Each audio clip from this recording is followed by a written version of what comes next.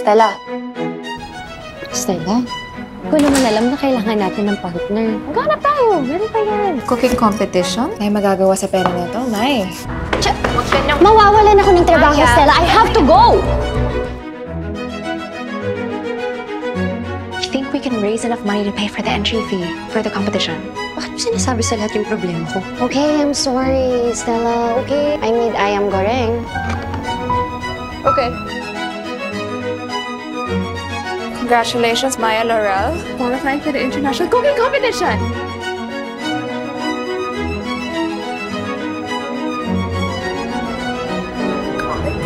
Nakapasok ako sa finals.